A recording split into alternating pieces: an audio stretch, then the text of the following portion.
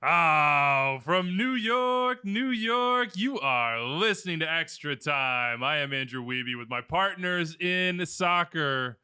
It's been a long time. We're all back. I feel like Brian Schmetzer. The full lineup is here. They're real. You feel like Brian Schmetzer. I was the one out here with Sasha Kleshin. Have you even heard of that guy? No, they pulled this dude off the street. I got to host a show with him for an hour. Yeah. Couldn't even get to 100 assists in this league. Had never even seen Fast Five. Yeah. What's Fast Five? Five? But we're going to get there. Don't worry about it. Never even seen it. I don't know what that is. Yeah, I don't know what it is either. Is that like when we try to do one-touch takes and then it's 15 minutes? We were supposed to do a Fast Five? Oh, that's actually really cute. It's called a, well it's called a tight five. Yeah, but I try to. Okay. No, Yeah. Fast Five is about family. Can I say I feel like our family's back together? Yeah. It's been a really long time. I didn't even have to name the partners in soccer. You just knew because it's a Monday. It's Kaylin Kyle. K2. It's David Goss. It's Matt Doyle. Andrew Wiebe is back. I'm Andrew Wiebe, third person. What's up, guys? How you feeling, Doyle? Feel good. Matchday 14? Yeah. Just mainline it? All good? Yeah. Matchday 14 was so good. You're like, I'm coming back. That's And then I'm out again next Yeah, it's a week. smart way Like, to I'm do coming- I'm at least Well, back for 2 shows. 15 always, but 14, that's the peak. Yeah. 13, 15, we'll see. Let's get into it. What's the best thing you saw in Matchday 14? We're deep diving the finale of Rivalry Week, and we've got a new segment that Kaylin sort of started, but more carried on the legacy of from last year at Charlie Davies called That's Whack. No longer things Kaylin hates. So, Dave? best Oh, thing I'm you saw? starting. I didn't know you were on. Yeah, no, other I was segments. taking us on a journey. The best thing I saw this weekend was Dom Badji carrying the torch for Kalen Carr, C2, and his true love. Dom Badji getting the start up top in what I believe will probably go down as the best soccer game of the season. Yeah. In Major League Soccer, 3-2. Hell is real. Rivalry, goals, quality, defensive and attacking, but mainly attacking at times. And Dom Badji gave his body up for the opening goal, goes rolling over the boards. Talk me through that. Because I want your full take on basically whether or not it was necessary for Dom Badji to go over the boards. Yeah, because the boards are dangerous. I get So that. it's safer to go over But it. it felt than to like slam Dom into had it. it felt like he had put down the He landing was about gear and to was tell going to us get about stopped. stopping and starting. I'm really excited. It just felt like From an expert. I liked it. There was showmanship to it. He was like, I almost stopped, and he's like, no, I'm going to flip over this thing. Well, Like, I let's think just part full of it flip. is you get caught watching. Oh, Like yeah. That's he's good. sort of locked into seeing if he's about to get an assist or not. He goes over the The board board. sneaks up on you in that moment. Yeah. Well, you just let the body go. It's easier than stopping and running into it. Okay. Then he gets dragged down for the penalty kick. So now he's created 2 goals. And then he actually laid one Let's off. say, dragged down. There was Quote you can hand go watch quotes instant. there. You can go watch instant replay. There's contact there. Oh, okay. The contact's initiated outside the box and continues inside. Wow. See, we have a change in not necessarily a change of the guard, but welcome to the referee Yeah. club, Dave. Yeah. 2 straight IRs, and I can know. already hear the IR voice in you. Oh, they have a I didn't know Is about that your Devin's referee voice? text. Yeah. You never told me about that. Oh yes. The review of the our friend, review. correct. Our Yeah. friend does review. It was the highlight of my Thursday or Friday, but Yeah. I didn't know it was It's coming. good stuff. It is good stuff. And when he agrees with you, you feel great. When he doesn't, it, Well, when he disagrees with me, I feel vindicated usually. nice, Oh, wow. nice. What's up, Devin?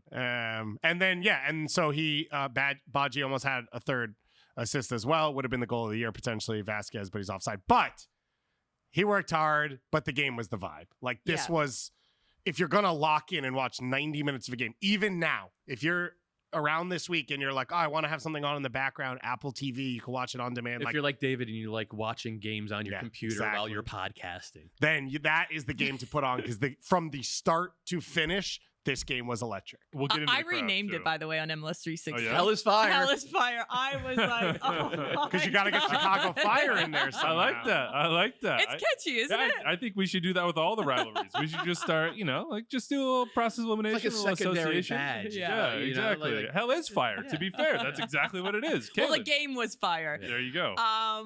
I'm going to get, crucified for this. I don't care. Minnesota United, dying minutes, coming off amid, Bongi. I started screaming on set and really showed my true colors that, yes, I do support Minnesota United. Yes, my father-in-law is the head coach of Minnesota United. Yes, I'm married to one of the scouts for Minnesota United. And then But other than Bongi, that, very few. can- very few, yeah. Bongi shows up 95 plus minutes. You thought Portland, I think Portland thought that they had it in the, taking a point out of this one. And Minnesota says, no, we're here. We scored. We're going back home with back-to-back wins, which they needed because they've been struggling. And they struggled in the attacking third. And then they were without Robin Lowe due to injury. He's getting surgery. Emmanuel Reynoso is back in market, but not traveling with the team. He's got to get match fitness. So to do it with the team that they had in that magnitude in Portland, where Portland's kind of been on a high, they've been playing good football as well. It was a great moment in our family. What's the proper way to celebrate a road win of that nature, in your opinion, Kaylin? You got to get on the plane, probably. They're probably flying back that night, I would guess, not sticking around. No, they went straight to, where do they play Open Cup? Good question. Because that's where they flew Literally all directly just looked to. it Yeah, up. everyone searched that. Do my work for me. Houston, I believe. So they went straight to Houston. So You celebrate that with Indian food in Houston. Yeah. From what I understand, I've never. But that's actually the middle of been the to night. You can't. I Houston. mean, that's you Never got to been wake to up the next Houston. morning. No, but from what I understand, incredible Indian food. Fantastic. Yeah. really? Yeah. Oh, Yeah. I love Indian food. It's one of my names.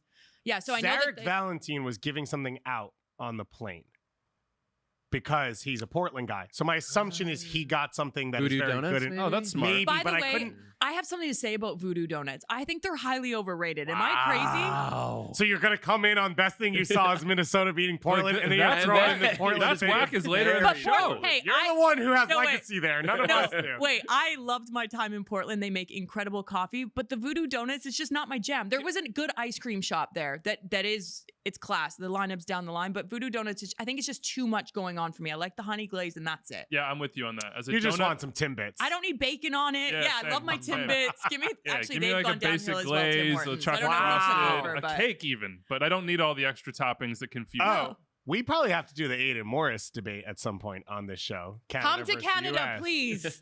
Oh, So he's Aiden potentially Morris Canadian. is listed on both On both. preliminary rosters. So I text John Herdman. Wow, I'm you've going really off been record. out. Yeah, you've been really out Whoa. for this. Yeah. John I didn't know Herdman, this either. by the way, whose son is at the U20 World Cup for New Zealand right now. So that's He's a good player, by the Aiden. way. That's the type of loyalty we're talking. I don't even know which camera we live All in. of them. Yeah. I saw that when it Andres, give me an dropped. ISO right now for this message. I saw that Aiden. when it dropped, and I was like, wait, you have Canadian roots? But this is what John Herdman does so well. He's got a team that literally looks for like your grandma's grandma that's like an ancestor of someone within Canada for Sounds that dual like Thomas citizenship. Rungan Yeah. got a new job. Seriously. He's got a source at Ancestry. He's just like, you I know, text John, he goes, feed if me you that have info. any pull, please. And I was like, John, I don't know the kid. I mean, he came on MLS 360 and I called him Jordan Morris. So like, I'm like, you know what I mean? I have no pull at this moment oh, in yeah, time. yeah. You were doing our bidding on that one, helping out the other side. Oh, God. Anyways, come to Canada, Aiden, Oh, if you're, good if stuff. you're Yeah, watching I had this. no idea. Usually I am locked in. MLS Reddit, you weren't feeding me that information? Like Twitter? Where's my... It was all over Twitter. It was all over. Yeah. Oh, man. Apparently, Canadian father. Oh, okay. Huh. Well, Is it? Yeah. This- Ooh, I like can't him. confirm that. It's just what I saw from. But a he's couple on of, both yeah. It's a rosters. tug of He's war. on both preliminary rosters. So what I had heard is that the biggest decision is he would obviously love to play for the US, but more playing opportunity for Canada. Yeah. And Yeah. So Yeah, the it's a decision is no-brainer. between the greatest country in the world behave. or Canada. I was just going to say the greatest I know you country in the were. world I is know the you United were. States, but okay. I know you were. That's a matter of public, I got matter you. of Don't opinion worry. here.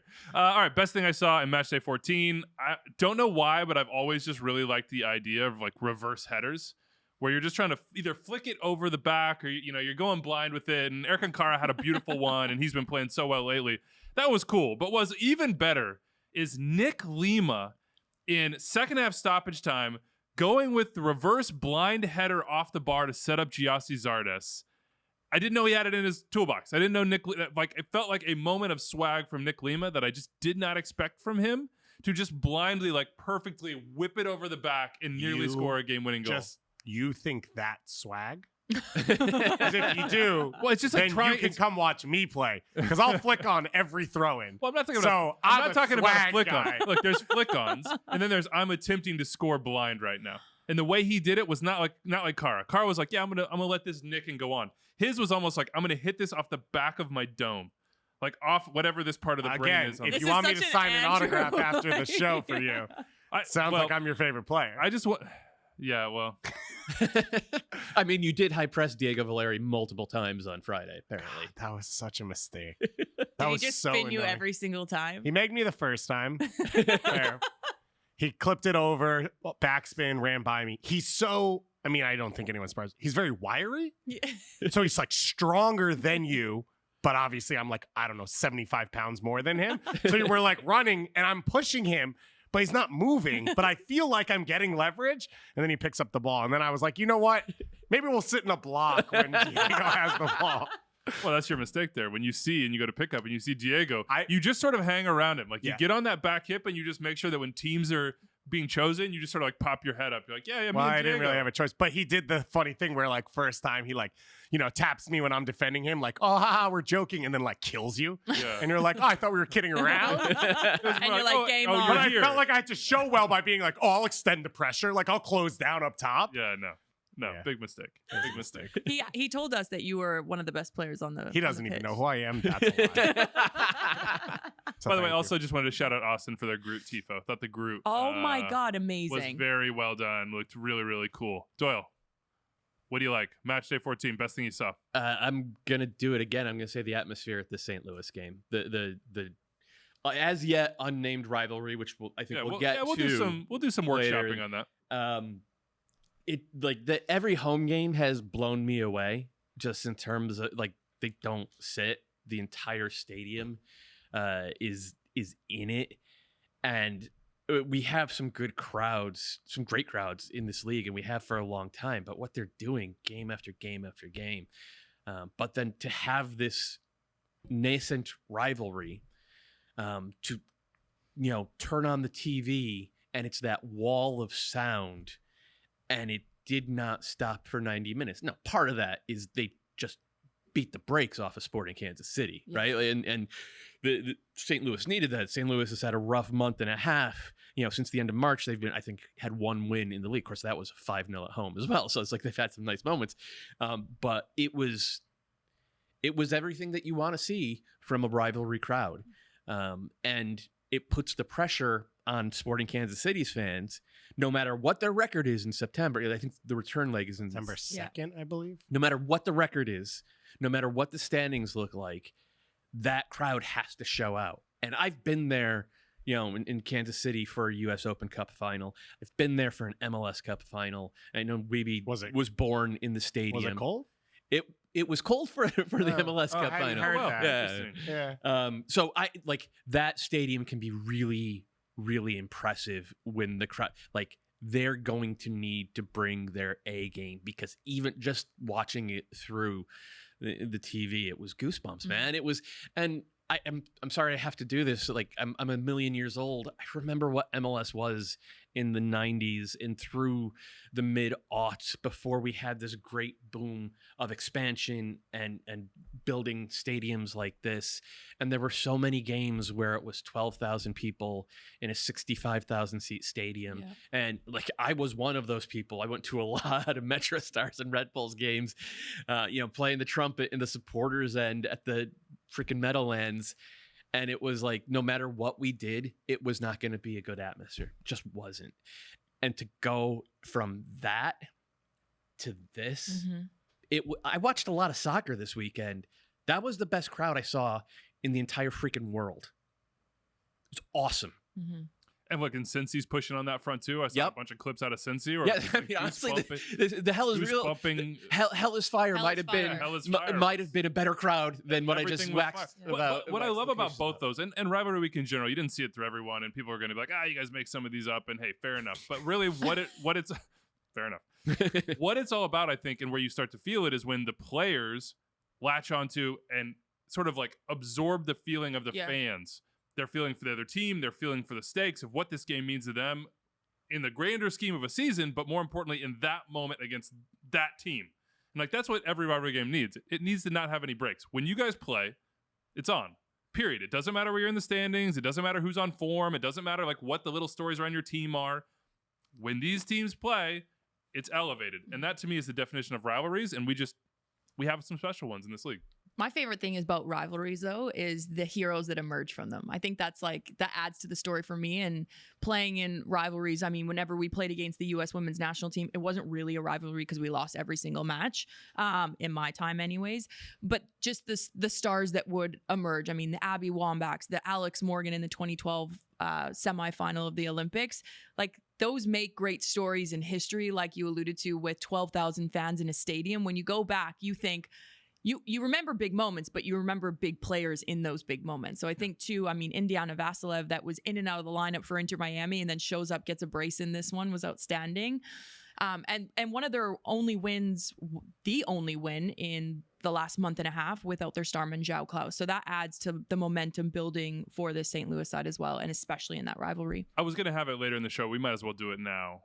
What's the best rivalry in the league right now? Is there an argument to say that like hell is fire, hell is real? Yeah, we're not going to let that go. I love awesome. it. I Guys, think when it's it came out awesome. of my mouth, I was like adamant it was hell is fire. And Sasha looked at me, he was like, it's hell is real. I was like, what? What did I say? He was like, hell is fire. Both, technically. Yeah. I sure do hope we can say hell on Apple TV. Anders You is can probably say it, screaming. Anders told me, and the title of the rivalry, you cannot say it as an adjective. Got it. That's important context.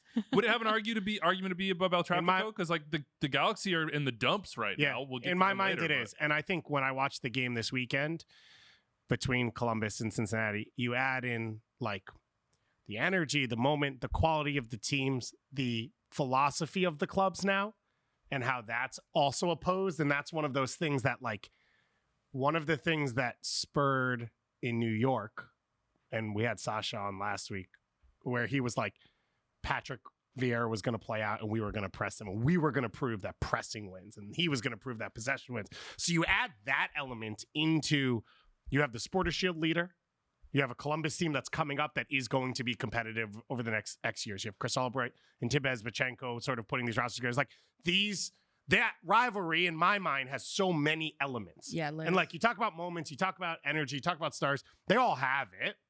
I guess for you, El Trafico has the most because Vela and Chicharito and whatever. But like, to me, that's what's exciting about this is there's so many opposing viewpoints across Cincinnati and Columbus here. It could be a playoff game, right? Like this could be one where we see it down the road in big moments. I think right now it's like not unheard of to say that Ohio is the center of Major League Soccer, where as big events happen over the rest of this year and 2 years, it's going to be geared around those two clubs. Just like the meme, it was always Ohio. It's always been Ohio. but look, you're. It's a good point. Like in terms of the quality of the game, I don't think we've had one better than Hell is Real this past weekend. Cincy, top of the table, Shield leaders. Columbus, I think we all agree, a very good team, even though they're missing a piece or two. But what El Trafico is what we just asked for St. Louis, Kansas City to be, because the Galaxy stink and LAFC are arguably the best team on the continent. And the one time they've played this year, it didn't feel like that. El Trafico was crazy. I was about to say crazy as HE double hockey sticks, but you can't use it as an adjective. That's right. But I like the double hockey stick. El Trafico was crazy in that one, even though the Galaxy are bad. The last 10 minutes of that game, it felt like the Galaxy were throwing everything they had emotionally, tactically, technically, everything at LAFC. And El Trafico has consistently felt like that this is the 6th season of it now. And like, I can't like, has there been a single El Trafico that hasn't delivered like that? You know, and maybe Hell is Real is there now. And maybe the fact that both these teams are that good, it's there now. And I'm willing to have that conversation, but like we see it every time with El Trafico, no matter how badly the Galaxy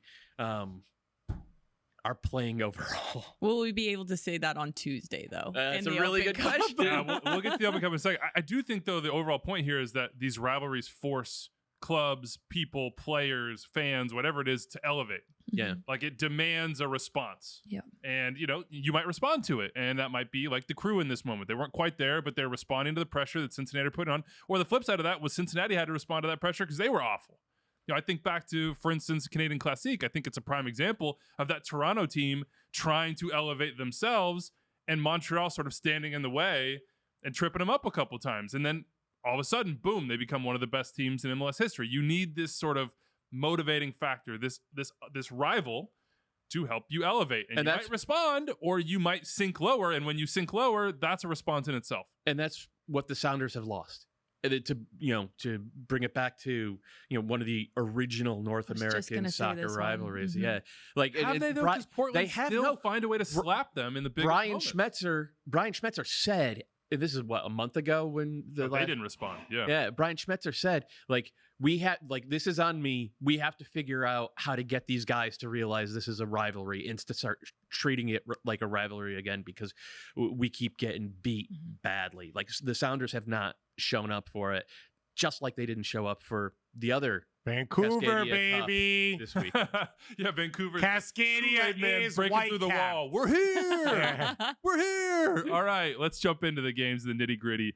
We'll start with St. Louis City SC 4-0 over Sporting Kansas City. We have a question from one of the fans in St. Louis. How big is that city font? Anders has placed it at an 18. 12 is our customary font number in the rundown, so we're up to an 18. I think that's pretty fair after a tough month and a half that it was. But maybe like it's a different font. It's 12. We always use 12. That's true. I do feel that way. This is the only thing that gets a. You should have seen that rundown last week, Thursday. I had every font, Chaos. every size, Every everything. color. Yeah. I'm pulling tweets in. Only. I'm pulling tweets in. I'm pasting match format sometimes, but not all the time. It was the best day of my life. Thing I was not around. Easy. I'm Good stoked. thing. This is a decade of scar tissue Best here day from Dave. ever. Bradley Carnell, quote, "The boys took it personal, what it means to St. Louis and what it means to every individual who works for this club." Awesome Indiana quote. Vasilev, "Our fans are kind of a big part of us. They really contribute to how we play. We heard it's a Kind of? rivalry. We heard they didn't like Kansas City, so in return, we don't like Kansas City. That's just how the cards fall." It was nice to feel and see that. And again, to go back to it, players, coaches, everybody have to find that energy from somewhere. And the fans, let's be honest, that's where it comes from. Yep. So for them to bring in this one, now we do have a flip side of Chicago fans saying that the overreaction to St. Louis City, in quotes, beating Kansas City is a rival with Wait a minute. Chicago. You can't just say city in quotes. You have to say it's an all lowercase I city. didn't, it is all I didn't even. it's the Yeah, I thought that was Chicago a typo. fan. I thought that was a No, typo. like Yeah. that is a clear diss given the way the rest of this, because he has SKC in all caps, but he doesn't have city. That's true. But Chicago out here saying, hey, we just whooped them 2 games in a row, old school beatings. And now they're talking about Kansas City as their big rival. Typical, because they don't want a piece of us. If you can call Vancouver or Philly and sort of get involved with the how do we get them to notice us conversation. Who do we think, well, I guess Kansas City, they'll play Kansas City more because they're in the same conference than they will Chicago. It seems like that, but with San Diego coming in, somebody's going to move east. It'll be either. But everyone knows the number one rivalry in MLS is LA Galaxy against San Diego FC. Right. Weeby was born and bred in that rivalry. Well, it is, Emerging. it's a paradise. I'm gonna do a very extra time thing and do a digression and say that they should actually send Minnesota east, because I think Minnesota and Chicago could actually be I love that show. a rivalry. We see it in hockey. We see it in Big Ten stuff. We see it obviously NFL as well. Whereas if Minnesota and Sporting KC both stay in the Western Conference, it's never really clicked as a rivalry. St. Louis versus Sporting Kansas City has instantly. Send Minnesota east. If love we're gonna that kill show. a rivalry, Louis West. we got to kill the one that's called the nicest rivalry in MLS. Yeah, Yeah. I think that's right. Yeah, just lead that They'll one still, over. we can still let them play every year in the Open Cup. Every year. No skips on that one. Well, not if Union Omaha has anything That's to say true. about it. Up the Owls. Yeah. What'd you see in this game, Dave?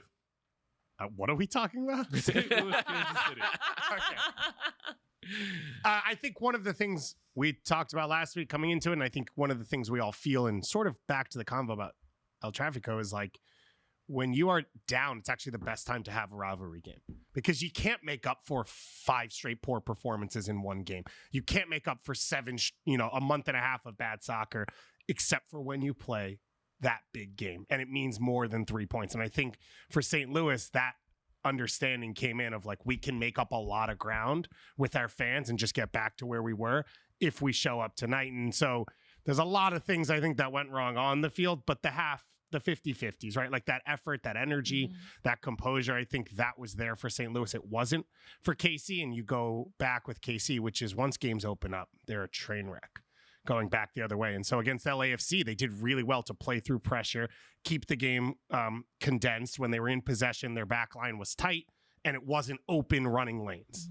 all of that went away with the energy of St. Louis and what St. Louis was able to do. And I think this was the first game it felt like St. Louis had an idea of, without Klaus, this is the team we want to be. And that was one of my big concerns for the last few weeks is everything they'd been doing was 25 yards deeper on the field because Klaus doesn't hold up the ball and they weren't playing in the final third as much. And then in this game, you saw them find the right areas, especially with the sort of wide guys, and be able to play in dangerous areas when they were in possession, which takes away the every time we turn it over, it's a chance the other way. Yeah. The 25 yards deeper thing, part of the way Bradley Carnell fixed that is just by dropping Edward Leuven into like a number 8 role. Yeah. And when Klaus went out, and I completely understand the decision to push Leuven up to a 10 because I think he is naturally their most creative player, but he's not like a Lucho Acosta or a Carlos Heel, right? He's not that type of creator, and he wasn't able to just make chances out of nothing. And Nico Gioacchini, because Leuven's not stationary, but he's not going to make those runs past the center forward. So that left Gioacchini kind of on his own, and he's a good forward. He's a good player. He's not going to be able to do the stuff that Klaus did. So the switch was like pretty simple. It was like drop Leuven deeper, have him conduct the game a little bit, hit passes to where St. Louis, it's not just about possession with St. Louis. Like obviously, like they like a completed pass, but they don't mind an incomplete pass if it's in the right spot because that gives them a chance to win the ball. And the other part of it is, okay, you push Indy Vassilev up. And That's the key for me. Yeah, and he's doing the Latif Blessing LAFC thing where he's covering so much ground, winning balls everywhere, but then also making runs beyond Gioacchini. So Gioacchini, even though they're playing a 4-2-3-1, Gioacchini has a partner up top. And then because Vassilev's, like, his gas tank is always full, man. He's always coming back and keeping St. Louis's structure, I thought, really, really good. And then he's making it a nightmare for the Sporting Kansas City number 6, his name, Radoja? Radoja. Mine, Radoja. Radoja, okay. Making his life. I think it's Radoja. Radoja, okay. The J is a Y, but guess what? There's only 700 players on 30 rosters Right. across MLS. And make sure to know the next pro, guys. Yeah. But the one caveat, of course, is you just beat Sporting Kansas City at home. So it's not like you Don't do that. Okay, Don't do fair that. enough. I agree with your point with the Indiana Vassilev. Gave up so quickly. He's like, I just don't have it in my tank today on a Monday. But the biggest difference with Indiana Vassilev with that midfield switch is everything you alluded to from it, but it simplified Gioacchini's role. Yeah. He didn't have to think, do I need to run channels? Do I need to get behind this back four? Do I need to pop off the front and be the João Klaus? I just need to stay central, be in good areas inside the 18-yard box, and then nullify the 2 center backs. Stay between them, suck them in, make one of them make decisions, and then Indiana Vassilev, he's a clever footballer. I'm not taking anything away from him, but because his work rate is so high, he doesn't really need to manipulate defenders because players can't keep up with him for 90 minutes. And then once Sporting Kansas City started to get spread it out a word? It is now. But he just started to play in those little pockets of space where he is so dangerous. And then it was just that old St. Louis that we saw at the beginning of the season when no one really knew how to play against them because they were so dynamic in the attack and they just pounced on you when you had a bad turnover, a sloppy pass into the middle of the pitch. And that's exactly what happened when this game started to wear on and Sporting Kansas City just got played off the park. Radoja. That's what I said. Thank you, Dave. I So appreciate your support in these difficult times. the other thing I throw out on the KC side, and even though I just told you not to. So yeah, they're coming from LA midweek. Short rest is the excuse. The other, it's not an excuse. Just the other thing about it is they have had success. They have gone a little younger and a little safer, I think, over the last few weeks.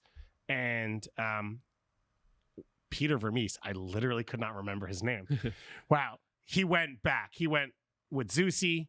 He brought Kinda into the team. He went with Leibold at left back. And I think they lose a step there. And I think Jake Davis has been phenomenal for them. And that's been a big part of like helping them. I thought he took all of that help out of the team. And so once it went bad, it just train wrecked, which is what we've seen from them for 3 years now, which is like there's no ability to mitigate damage on the field. Once they start losing, they get blown off the field when that group is on the field because guys don't win 50-50 tackles in that side. Yeah, it's less the 50-50s and it's more than it's just like the structure is so they're not gappy. in position. It's more like rest defense. They're not in position once they lose. And And it's weird to see because for 10 years, Sporting Kansas City was probably the best. Like if you over the course of that 10 years on aggregate, they probably had the highest floor in terms of their structure. Like they were just never out of position. They were never ragged.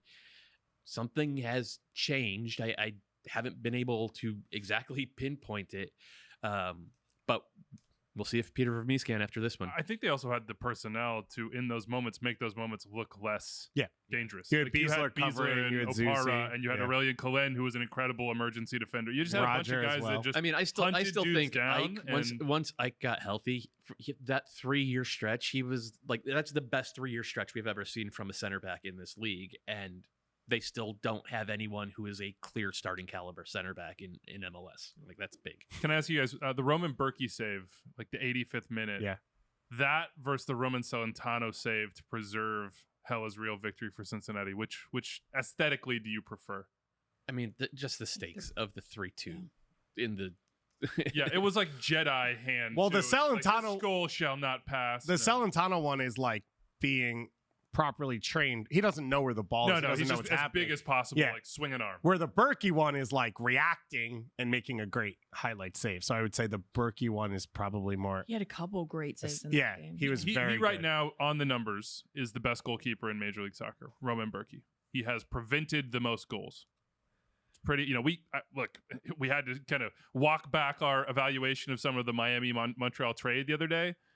We didn't have to. We chose to. We might want to think about that on. What did Roman we walk Berkey back? Just that, we dumped on it. You remember we dumped on it? The Bryce Duke. And Bryce Duke's been good. I still wouldn't have done that. You trade. still would have given up 1.3 million allocation back. alongside a Canadian international starter for Bryce Duke. Fair enough. I didn't say that Bryce Duke was bad. What should we It's a call bad this? trade. This is the ultimate digression from me. I'm so sorry. Danny Whittles says, you say the rivalry is unnamed, St. Louis and Kansas City, but Ben Fred in St. Louis called it the barbecue, and I'm hoping that sticks. That's really good. Yeah, I think like the barbecue right there. Now, unfortunately for St. Louis, they're not part of the quadrinity of the four so holy I'm gonna have to regions step of up barbecue. on behalf of St. Louis barbecue. So they lose the barbecue rivalry, but they won the soccer one. All right. I want, just so Kansas City fans know that I'm not, insanely biased. Is Kansas City the best barbecue? For someone that doesn't know. I will say Depends on opinion. if I'm making a perfect tray of barbecue, the burnt ends that you get in Kansas City is probably the first draft pick. Okay. I probably take that over Texas brisket or Carolina pulled pork or anything. This is sacrilege, but I'm starting my draft with the brisket. I am. Wow, the Austin fans really got to you. This is a gift to you, Austin fans.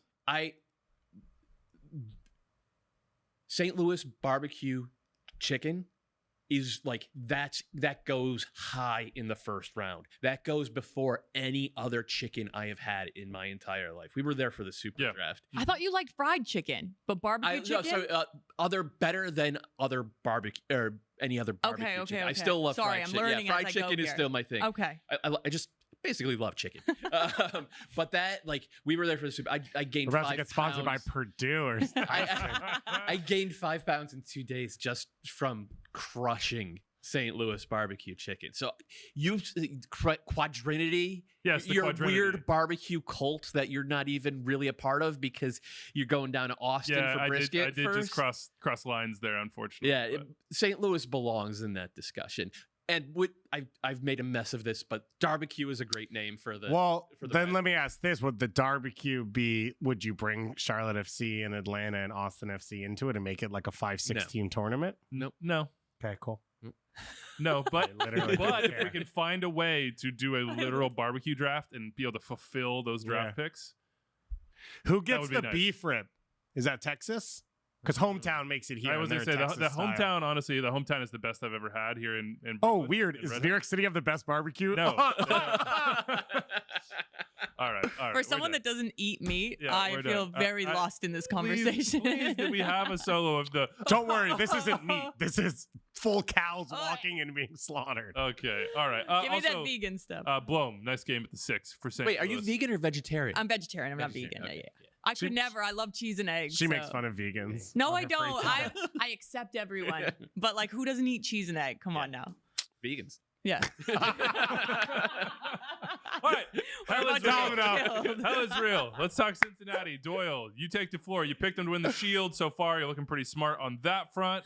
Tell me about what makes this team special and good, and are they as special and good as they can be? Or are we still just seeing them sort of grind along? I'm gonna answer that last question first. They have 5 goals combined from Brenner and Brandon Vasquez this year, and they're still on 2.3 points per game. They got a 5-point lead in the Supporters Shield.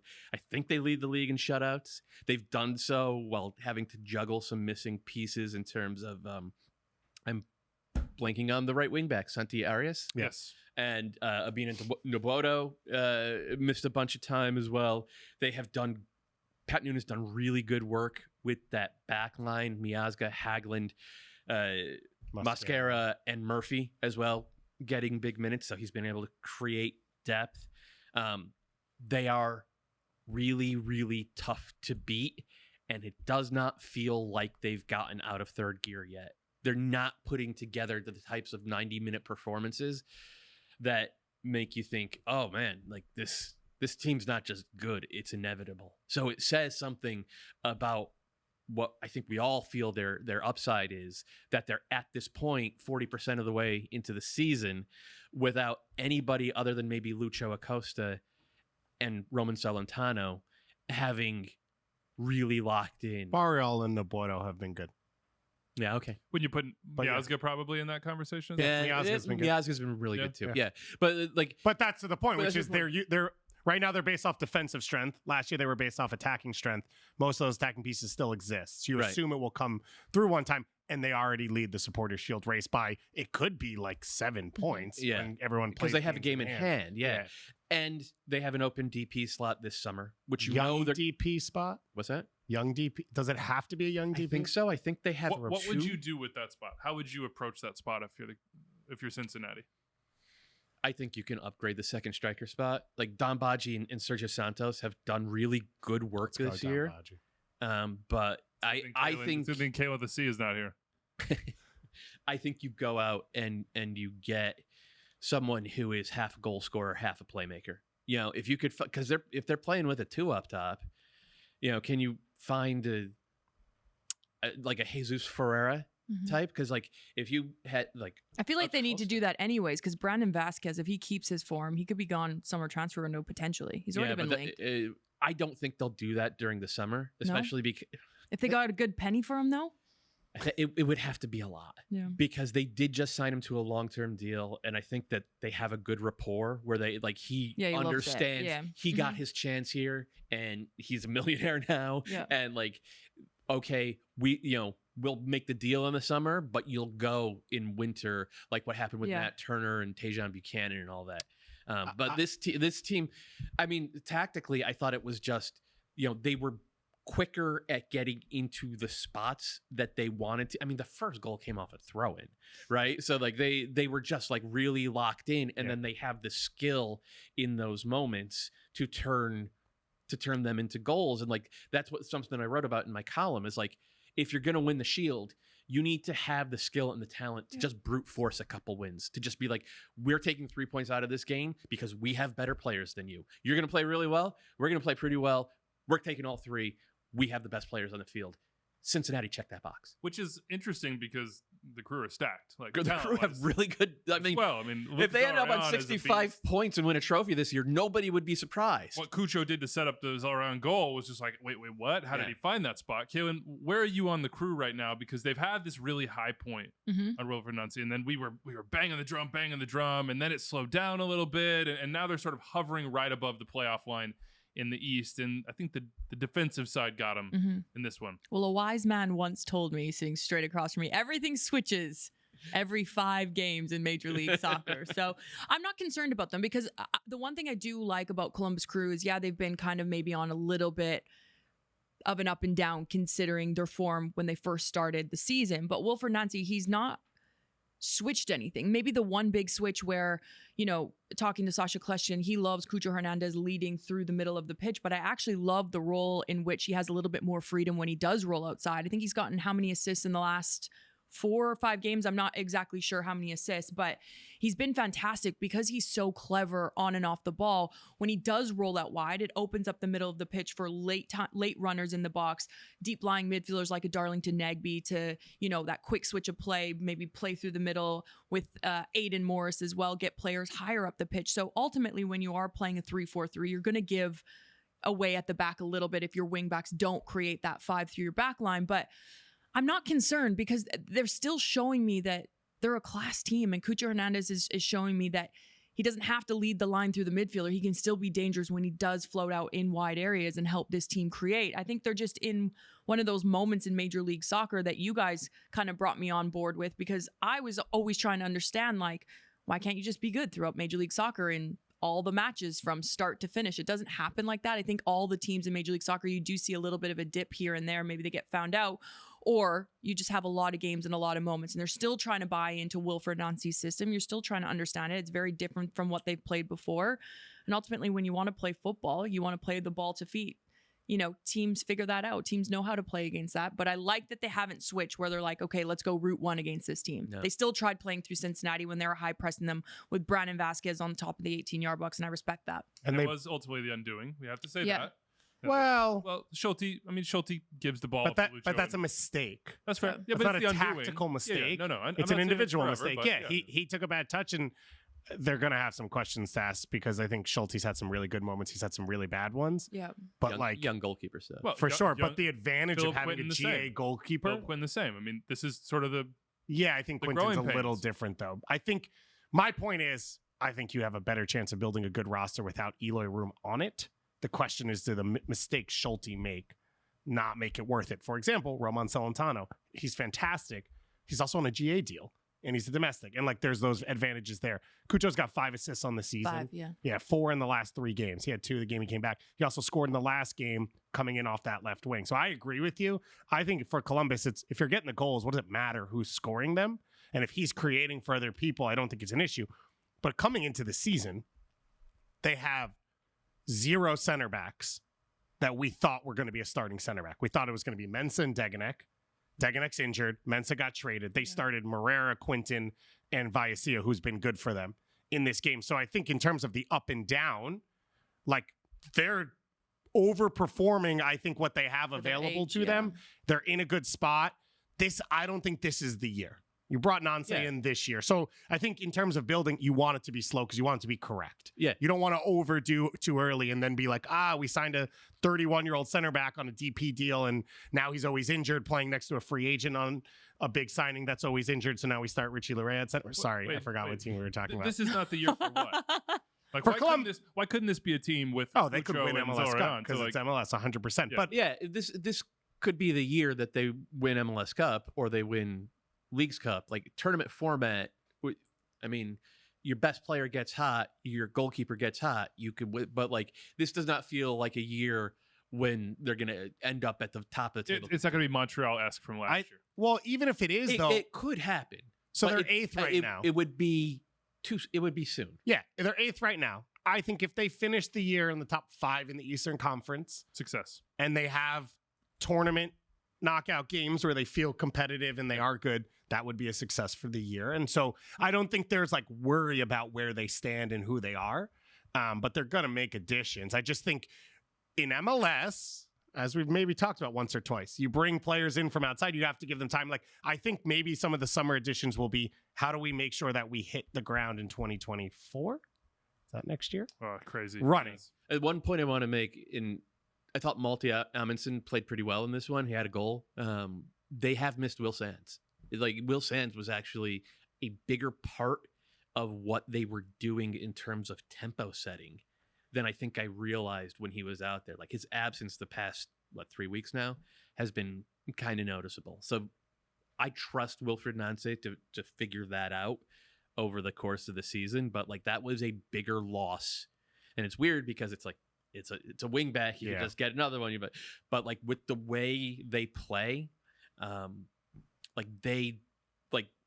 Wilfred Nance demands precision off ball, patterns from the wing backs, and Sands really got that. He did a really good job with that. They haven't been at that level since he's been down. Though I I mean, there were promising signs in this one for sure. Really liked Wilfred's yellow crew hoodie with the black letters. it was by good. the way, just was a good look. Enjoyed that. What prompted the RSL? Just a dub over. Somebody was trying to build up the Rapids on this show, and I just had to come in and let them know. What do I have on? I just stole it. Well, unfortunately, The you're Wiz. rocking the Casey Wiz hat, which you turned it around so you didn't have the rivalry loss facing forward. Oh, stop. It's just because No, MLSstore.com. MLSstore.com. We got some really cool stuff we'll be bringing out. We have a San Jose Clash jacket that we're all fighting over back in the It's so back good. in the closet that With Anders is probably Scorpion, gonna sneak out it's on so us. good. It's very cool. Philadelphia in 3, Jim Curtin always dressed well. New England Revolution 0. Always dressed well. Oh, yeah, Jim. Always dressed as well. Yeah, always. Yeah. You past tense that. Always dressed well. Always. Whoa. Did not realize this was K2's role on the show. I know. Do we need what's the It's- ESPN by show the where they have way- the guy correcting him at the end? By the way, this is We not kind of my need strong that. point. If No. you've been on my Twitter, there's spelling mistakes Well, everywhere. look, My we're prompters, I'm like, there. We're I don't know spreading which it all way. around. So, do you remember that one? Okay, cool. What did you think of this one? It was a bad day for, as a fellow Andrew, you hate to see it, from Andrew Farrell. Just a tough day all around for my guy. We won't dig into it too deep, but it wasn't his best day at the office. But Philly are sort of back at the Philly that we expect. Yeah, and this is the frustration with CCL is it takes so much from you, that focus, and so they weren't the team we thought they'd be to start the year. The fear coming out of semifinal was sometimes teams never bounce back and they just never find their feet again that season. I think when Red Bulls went to the semifinal against Chivas, wasn't that the year where they finished like 6th or 7th No, under Jesse? That was the year no, after. that was the year that they won the supporter points, shield. yeah. That was the When one he team. left. That was the one team. Toronto's sort of the big flag of like, oh my Yeah, God. but they lost in a final. Right. But yeah, but you weren't sure with Philly if they were going to bounce back. They didn't in Open Cup play, which I think they'll be frustrated with. Mhm. The way that they rotated, they end up not being able to get over the line. I think that's a trophy they could have looked at, but this is the team we thought we'd see. This is the team that set records for 4-goal wins last year. This is the team that set records for goals The scored. defense, David. It's the defense. But that's the one base goal, of one it. goal allowed in their last 4 games. Yeah, That that's the defense- base of it. But that that's defense was not. That was not what they were at the first 2 months of the season. What do we think I of like- the switch to the 3-man back line? Yeah. Yes. talking about? Digging I knew it. somebody was goal what- scorers. That's me. This is my golden boot team right here. Okay, So I okay. need That's them all all. We'll get to that. We'll get to that. I need Carranza and Gazdag. I'm all about the formation change. I just think that they have the right personnel to get the job done. And you look at the 3 at the back when obviously they've brought Damian Lowe in, Elliott just sitting in with his distribution, but it's the wing backs. They've been unbelievable. Wagner and then Mbaizo. Mbaizo, excuse me. They create so much when they are moving forward, which allows Julian Carranza and Ura just to play a little bit more free up top. Julian Carranza, maybe started off a little bit slow this season, considering his form last year.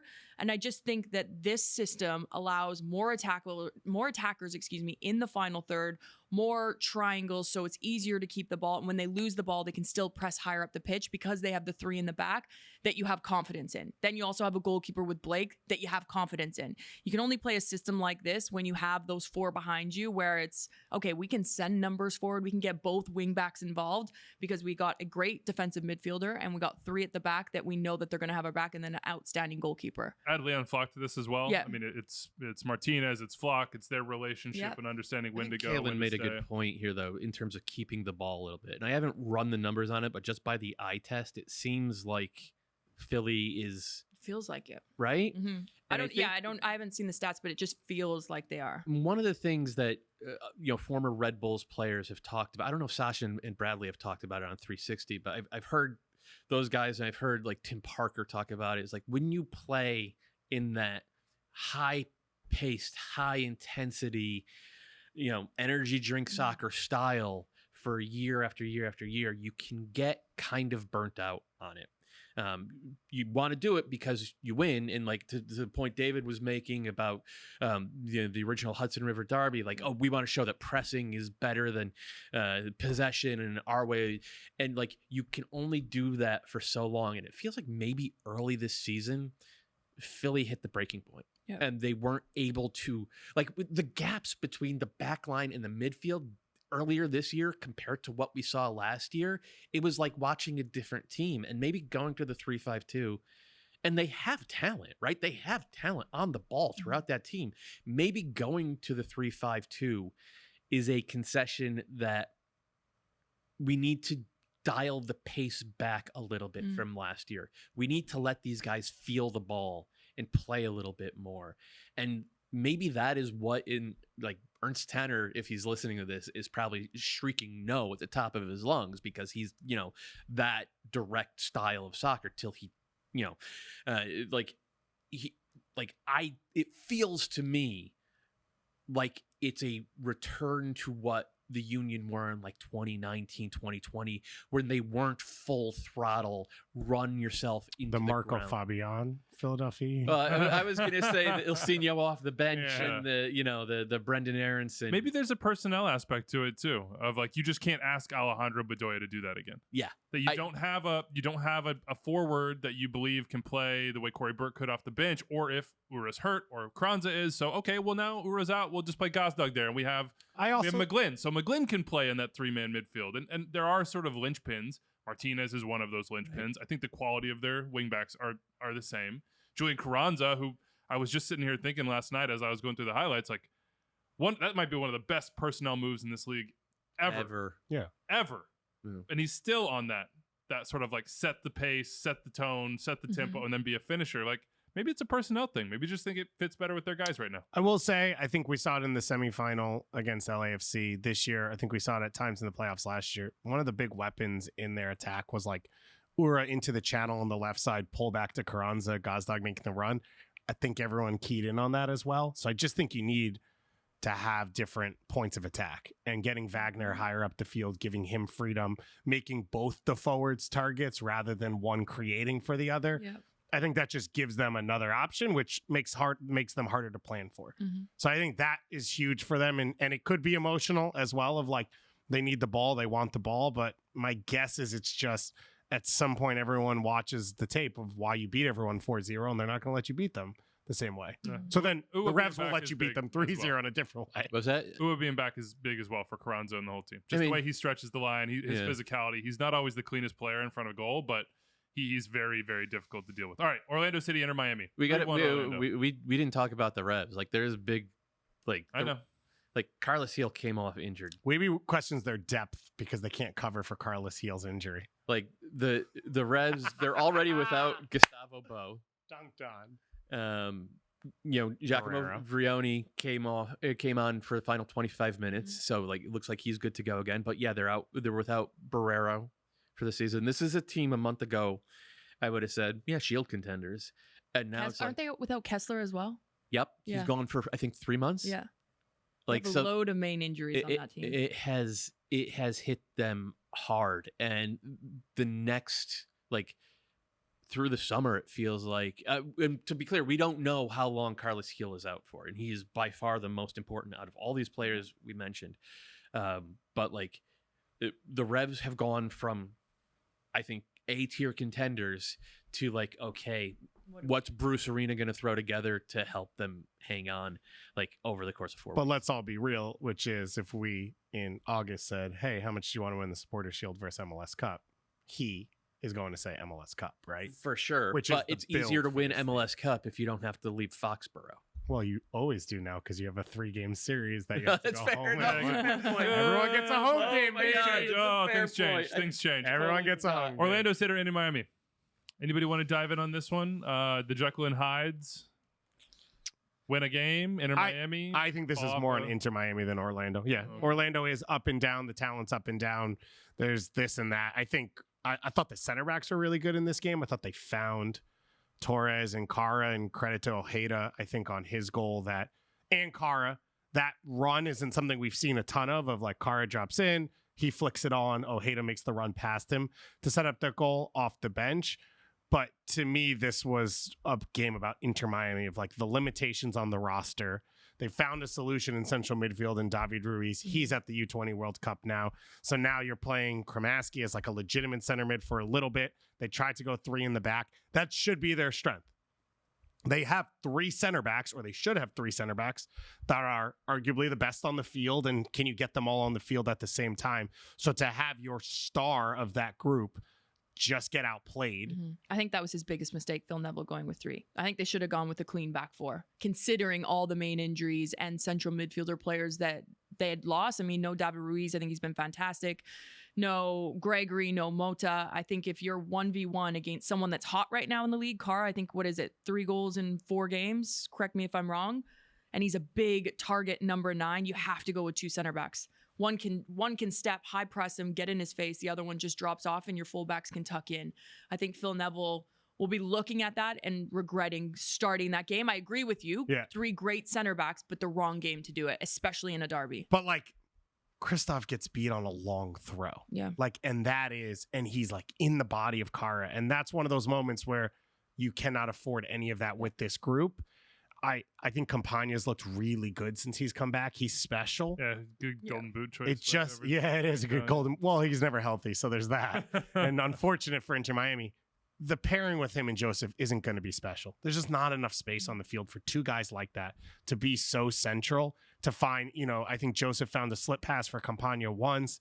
Campagna drops in a little bit, but Phil Neville changed the formation, pulled Kristoff off in the 35th minute and went to 4 in midfield. They played a diamond at times. They're trying to get the fullbacks up the field. It was chaotic. And I think that to me was the takeaway from this game is like, every time Phil Neville's found a solution, that's gotten injured or Ruiz goes to the U20 World Cup. Either way, this isn't a roster that can compete week to week in Major League Soccer. And you look at their depth. I'm just looking at substitutes that were made in that game.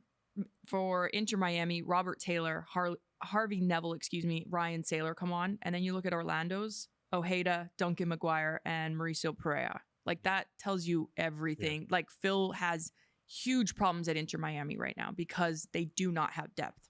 Yeah. You have no game changers. There's no game changers that can come off Inter Miami's bench right now that are going to change the momentum of that game. Yeah. When you're down 1 goal, 2 goals, 3 goals. Well, summer might change that. Yeah. But TBD. We shall see. By the way, Erkan Kara, 3 goals in 3 straight games, 4 of 5.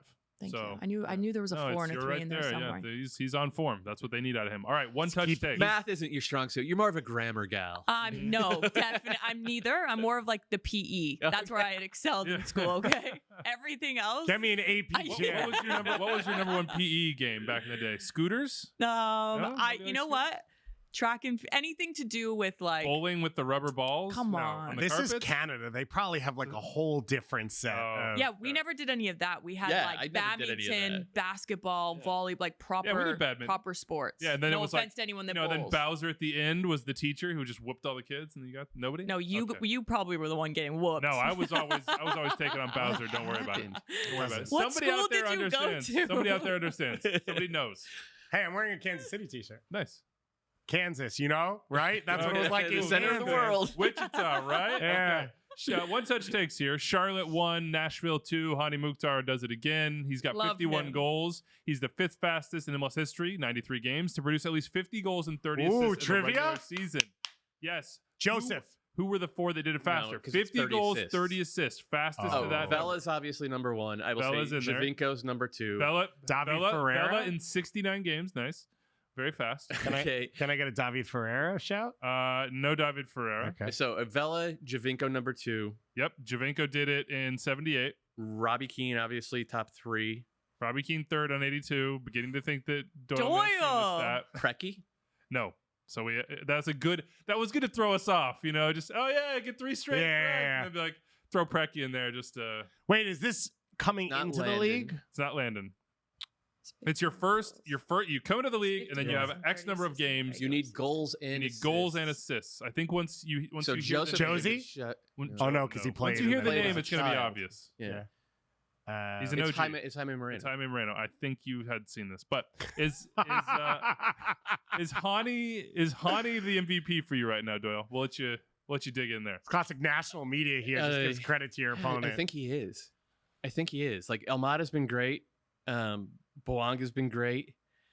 Lucho had best player on the best team. Always has an argument as far as I'm concerned. But better than and Boanga. The role he plays in my mind for Lucho, right? So which Hani is similar. And that's the thing. Gary Smith is now playing him at the point of a diamond in a 4-4-2 about half the time. So he's not just putting up goals and assists. He's also they're controlling the game in Nashville a little bit. They're not going to have 60% possession, but it's like they're kind of toggling between these different ways of playing. And Hani's ability to be just a pure second forward or a pure number 10 and putting up those numbers and doesn't have the type of help that I think the other guys in the discussion do. Yeah, 14 combined goals. How many assists? How many assists would he have if he was feeding your guy Georgios Giacomakis? A lot. Yeah. A lot. Thiago Motta is the only one who can match that total output at 6 and 8. So he has 14 combined. Yeah, nobody in league history has put, if he matches his 2021 output, which I think was 16 and 13, like nobody in league history other than Joseph those first 3 years, I think has been better over the course of 3 years. The guys on MLS 360 had said that not only he should have had it, well, he did have it last year, he should have had it the year before. Everyone's so upset about that. Yeah, I think Carlos Heel deserved. Yeah, I agree. Like Heel was like the Revs set a points record, won the Shield because Heel absurd. Guys, it's not me. Don't come at me, look, all right? Go at Sasha. You bring up the second best show in MLS. Yeah, nice. This is number one. Yeah. Sasha's not allowed back on the show. Done. We have something on that in the mailbag. Kaylin, Chicago Fire 3, Atlanta United 3. Give us your one-touch take on this uncorked insanity. If I loved if Hell is Real is one to watch, I loved it. This is one to watch just because it's absurd. If you want to rewatch this game, you can just watch instant replay because every single call was a Chicago Fire Atlanta game. Fede Navarro's watching that one. He's like, hold on, what's David? I got you, Fede. I just think you look at Chicago since new managers come in. Shaqiri looks, I'm not going to say how he's looked with national team because I know all you guys will jump down my throat, but it's the best that we've seen him look in Major League Soccer. I hate the Swiss national team, to be clear. I have established that on this show. The Swiss national team is a lifeless group of talented players, so I wouldn't be the one to disagree with you. Although he does play well for them. But he's looked like, I wouldn't say the money that he's getting paid, let's just say that, but he looks like a DP within that side. Yeah. He's leading the team. He's taking charge of the team. He's communicating with the team. He just looks a little bit different. Do you count that as an Olympico or is it a fake Olympico? It was like deflected. I feel like it was a bit like fake. That's fake. Yeah, it's fake. It's a fake one. Fake one. But then Atlanta on the flip side of it, you look at their team, right? You look at the starting. I'm sorry, I'm just going back through this because I had 1,700 games to watch on Saturday.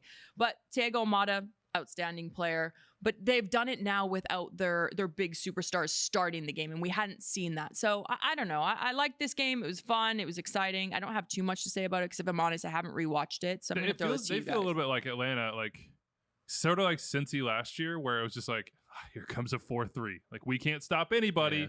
Yeah. But they can't stop us. Yeah, but this one was embarrassing. They went up 1-0 on the free kick that put them ahead of man. Had a lot of embarrassing draws last year. Yeah. Fair.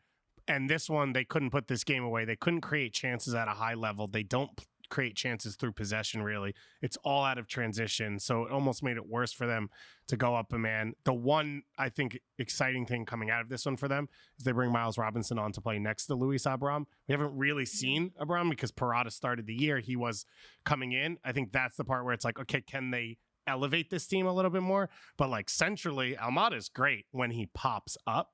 They don't control games in a way that's impressive or creates chances. Yeah. Yeah, no, I agree. We could do way more than a one-touch take on Atlanta. Let's save it for... Maybe we save it for Wednesday.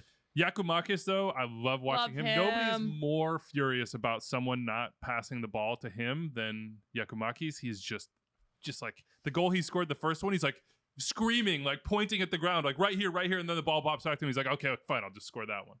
So he's pretty good. We have a runaway Golden Boot leader, according to Anders. Good. Oh, by the way, Koutsias asking for his jersey after. I don't speak Greek. I'm close. But you could tell it was like classic. Yakumakis was like, all right, chill, dude. Do less. I'll give you my shirt, but like, let me go say hi to everyone else is doing a little bit much? I love Frank Klopas, but he's going full catch me assistant coaches after every goal. Like he's launching himself into the arms of They were watching the video on the iPad of, I think, one of the red cards while they were trying to like review it. Yeah. And you could tell Frank was like, someone hit rewind. Yeah. Like, doesn't really know how it works, but is like, can you show me what I want? And they're like, and Zach Norton's like, chill. We'll get there. Speaking of energy, who do you think the Golden Boot leader is right now? We have a runaway one. We're told, Dave, I'll let you guess because Andrew said it's not you. Wait, what's this for? Oh, we had a Golden Boot draft. You don't know about the Golden Boot draft? Before you. Interesting, gentlemen.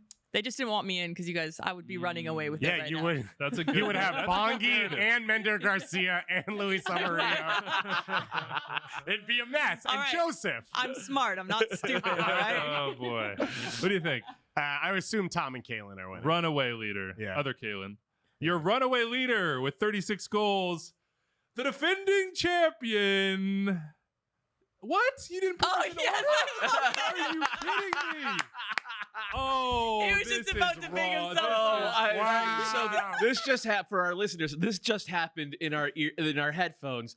Weeby looked at It was looked blacked at out. the rundown. the It first was one's right all there. blacked out. He assumed Anders had put it in order, Which I think is and a he safe saw- assumption. by It's a the way. it's a Yeah, safe assumption. Yeah, And that's he- normally so what he does. He highlighted it. He saw his name first. Oh, Capetti's karma. been scoring. Wow. Yakumakis was scoring. Ura got a goal or So two. I look at them Andrew, now you're since not none of us winning. I think I know. might be in last. Yeah. Well, I you're don't ahead of know. me. 36 goals, 14 assists. Unhighlight them so we can all see. Yeah. Yeah, I was right. Tom and Kalen are winning on 42 goals. So I'm second though. Dennis Buonga they have. Lucas my God. Zelarayan has 6 goals because my guy Cucho's doing it for the team and Zelarayan's selfish. Hani Mukhtar as well. Yeah, they have Buonga. Jesus. Like Tom did a good job. He drafted Buonga, Ferreira, Hani, Well, Hani was there, I think, carryover from last I mean, year. Zelarayan. Zelarayan. Tom's They're going to get killing nothing it. from Yeah. Brenner. They're going to get nothing from Shaqiri probably on the goal scoring. I love that he drafted Sebastian both the Ferreira's Orlando tough. guys, though. I don't know. I'm confident. Klaus Feel will come good? back. The Galaxy are. I've I- gotten 3 combined from Chicharito and Jovic. I think they'll figure that out. Sergio Cordova's back.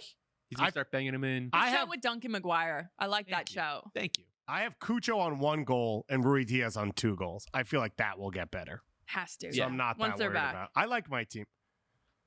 I wish I hadn't picked Lewis Morgan, Johnny Russell, and Derek Etienne, but Weeby, I like yours as well, Go with but the brand. just Go with the haven't brand. Yeah, I got some question marks in here. Lorenzo Insigne.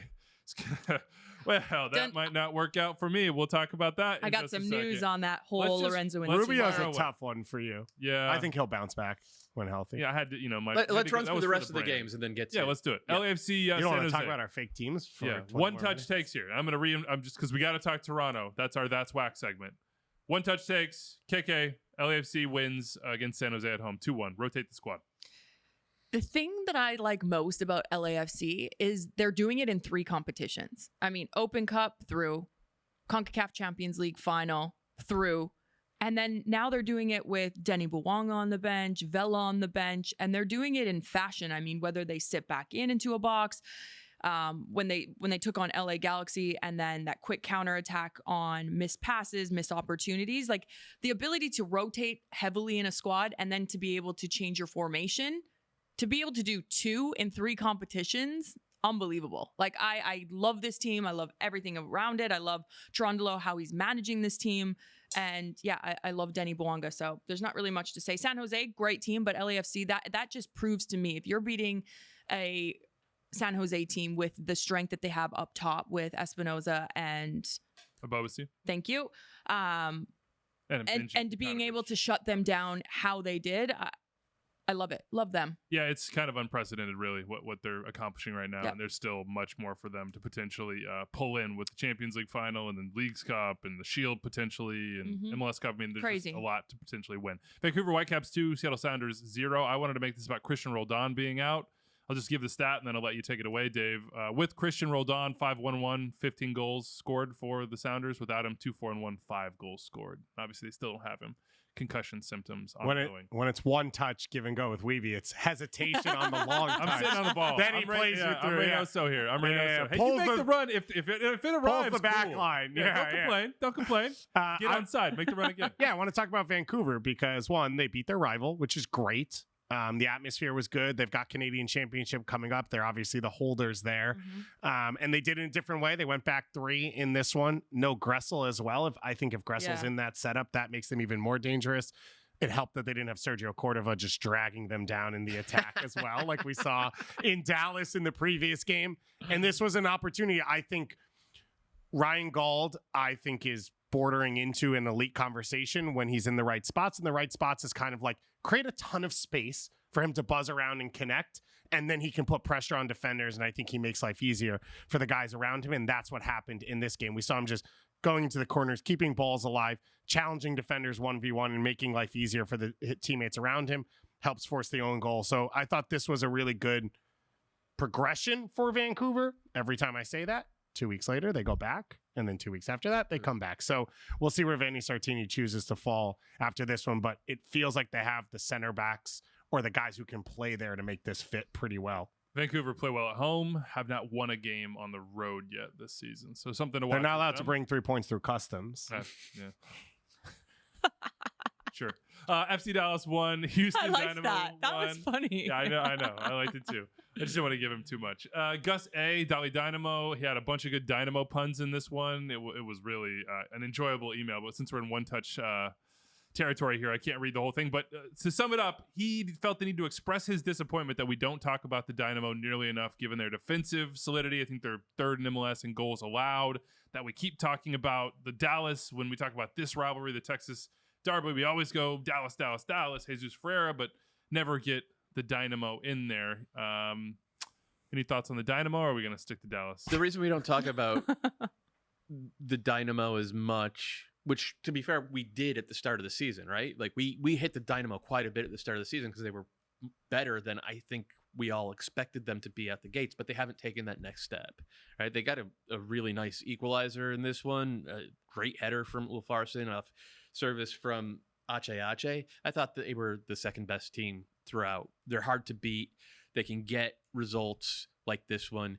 They don't have that next gear to turn it into being a team that is truly dynamic and a threat to end up having a home game in the playoffs. It feels like they're going to take a step forward, but like they need to take that next step forward, and like the analysis hasn't changed. As for Dallas, the analysis has changed a little bit, and just maybe because I'm reading tea leaves. You're laughing. No, it's fun. Go. They played a double pivot in this one. They dropped Pamukal back to play alongside Cerrillo and eventually Quignon in a 4-2-3-1, which is not something we've seen from them under Nico Estevez. He has never trotted out the team in that formation. It was Siki Sabling playing underneath Jesus Ferreira as kind of a number 10. Sabling's a good player. He's a good depth player in this league. Not a number 10. Dallas have an open DP slot. Speak it into existence. If you're playing a double pivot now, and I think we've seen enough of Pamukal to say like he's not that difference maker in the final third that we all kind of hoped he would be, but he's still a good player. Still have to have him out there. Very generous. Put him. Fair enough. But it was just Matt Doyle and AC Milan. But like he's okay. He's more of an 8. They need that creative hub. It can't all be Jesus Ferreira and the wingers. You have an open DP slot. You're not going to spend it on another forward. You're not going to spend it on another winger. Go out and get Mauro Diaz 2.0, man. Like it fits. We're starting to play with it. Let me just ask you though. So then, how much resources do you have in Leggett and Pamukal, who you can't play both of? Right. That's fine. Leggett's 31 years old. You know, he's been a good player, but never truly great in this league. He's probably more comfortable as a number 8 or as a backup winger. Like you can use him if you want to go to a 4-3-3 with a single pivot at that point. Squad rotation. Everybody's playing a million games now. Yeah, but we're talking about playoffs, right? We're talking about winning. Look, it feels like a lot of resources on your bench in big games. Does it? Like, think about the resources that LAFC have on their bench. We're talking about games. 2 different clubs.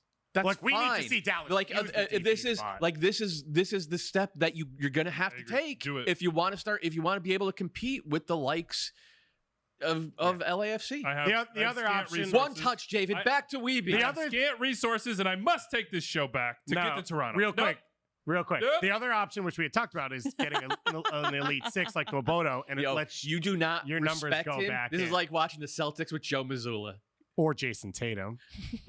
We're talking about soft leadership. I thought. Yeah. Oh wow. My bad. Speaking of soft leadership, all right, here we go. We're in stoppage time. We got to get through these. Colorado Rapids 2, Real Salt Lake 3. Not this Rocking team, the RSL. It's been very disappointing of late for the Rapids. The entire foundation on which their potential success, they never really got there, was a lot of draws and maybes. was that they were keeping games close, that they made the margins tight. When the margins are not tight, this Rapids team is not going to be able to compete. Both goals scored here off set pieces, which is a strength of theirs, yes. But it's not. They're not going to, if they give up 3 goals a game, even 2 goals a game regularly, this is not going to be a team that's in the playoffs. Can we get a shout for Dami? Yeah, Rocky Mountain Cup I was goal? getting to RSL. Look, they shuffled that lineup, and I think they're looking ahead to US Open Cup, but they shuffled a little bit. Damir Kreilach, big time performance in there. They did not have Savarino or Gomez, and they got a win. And they hadn't scored in like 400 minutes when they scored 3. So congrats, RSL. All right, Doyle. Red Bulls beat Montreal 2-1. What do you think? Charlie saying 7 points from 3 games under him. Like they're still playing energy drink soccer, right? It's still the Red Bulls, but they're keeping the ball on the ground more. Like it's available. You could see it in the numbers now, the data that we collect. So there's more real soccer happening. We saw it on the build up to the Corey Burke goal, like that passing sequence. Like it was still direct and quick. I was going to say, there was still moments where I was like, we're going to force this through, but we're just going to do it on the ground. Yeah. And be ready for a second ball. But it was so fun, like that particular build up. So they're playing better soccer. They're getting points because of it. The vibes look good. And the underlying numbers, here's a shout for the underlying numbers. They said all along that the Red Bulls were much better than their record under Gerhard Struber. So this is something of a new coach bounce. But I think part of the bounce is Lesane taking what Struber had them doing well and adding a little something on top of it so that now they're able to turn, like every game they play ends up being played at their pace, at their tempo, and their style, which is like, that's a victory at the gates. And now they're turning that into victories on the scoreboard. Victory for Minnesota United. We hit Bongi. Is there anything else, Dave, you want to hit from this one? Portland losers at home. Yeah, I actually thought Portland looked pretty good, and I think they'll feel pretty confident. Unfortunate to get the loss. Evander looks really good right now. Hit the crossbar twice. Again, continuing to find spots where he's comfortable. He's not really going to break guys down on the run, charging into the final third. But as Boley or whoever else stretches the back line, that's where he starts to find gaps Soft spot in that area in between. And then he can serve however he wants. And it's sort of just the other pieces around him. I will say one thing about the goal. Do you think Claudio Bravo is on the field? Like the amount of times Mosquera just banging crosses into the defender in front of him. They cannot play both the attacking fullbacks, and I don't even think it helps them on either end of the field. And yet when they do it, that's where I think they get hurt. DC United 3, LA Galaxy 0. A mistake from Jonathan Bond gets things started for DC, and then they pounce. The foundation looks so much better now than it did at the start of the season. Like, this is just a team that's in games with an opportunity, and when you have Christian Benteke, he pounces on bad mistakes from the goalkeeper or sets up that goal 2 minutes later for Dahome. I mean, DC is starting to look like maybe not a world beater in any way, but if certainly you beat the bad teams, then you'll be pretty good. Yeah, like a 5 through 9 playoff team, like that you feel pretty confident about. Okay, newish segment to replace things that Kalen hates. That's whack, and the wackest of them all currently is, well, in the standings, it's the Galaxy. So, but we've dumped on them. Toronto FC, 3 shots for Toronto. Federico Bernardeschi afterwards, after a 1-0 loss late to Austin. Bernardeschi, I'm so proud of this team because the team and the teammates put everything in the field. I'm proud of the team because the team and the teammates. Why did I double copy that? That's what I said to you. Yeah, this is the most important thing for. He says playing like this is difficult for everybody. We're not playing. The tactics aren't right. There has to be change. I'm summing that all up, but he was not happy. The biggest takeaway is saying there has to be change. That for me is a player telling. Also, a source close to the situation in Toronto confirmed to me that Lorenzo Insigne does not want to work with Bob Bradley.